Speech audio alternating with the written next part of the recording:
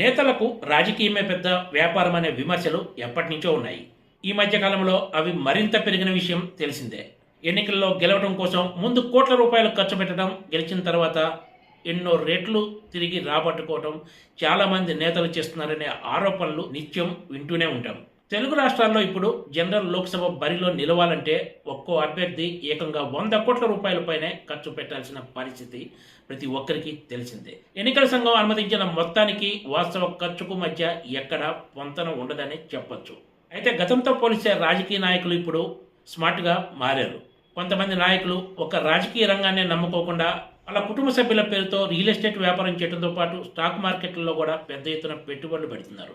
ఇప్పుడు ఇదంతా ఎందుకంటే కాంగ్రెస్ అగ్రనేత ఎంపీ రాహుల్ గాంధీ స్టాక్ మార్కెట్లో పెట్టుబడి పెట్టిన విషయాలు అందరిలో ఆసక్తి రేపుతున్నాయి. త్వరలో జరగనున్న లోక్సభ ఎన్నికల్లో రాహుల్ గాంధీ మరోసారి వైనాడు బరిలో నిలిచిన విషయం తెలిసిందే. తాజాగా ఆయన నామినేషన్ కూడా దాఖలు చేశారు. నామినేషన్ సందర్భంగా సమర్పించిన అఫిడవిట్లోనే రాహుల్ గాంధీ తన స్టాక్ మార్కెట్ పెట్టుబడుల విషయాలను బహిర్గతం చేశారు. ఈ అఫిడవిట్ ప్రకారం మొత్తం రాహుల్ గాంధీ ఆస్తులు 20 కోట్ల రూపాయలు ఉంటే స్టాక్ మార్కెట్లో ఆయన పెట్టుబడి మొత్తం దగ్గర 4.3 కోట్ల రూపాయలుగా ఉంది. రాహుల్ గాంధీ పోర్ట్ఫోలియోలో Infosys, ICICI bank, Titan, Pidilite, TCS, Bajaj finance, Asian Paints, Deepak Nitrite, Divi's laboratories, Hindustan Lever, Info Edge, Nestle తదితర షేర్లు ఉన్నాయి. షేర్లతో పాటు రాహుల్ గాంధీ గోల్డ్ బాండ్స్లో కూడా పెట్టుబడి పెట్టారు.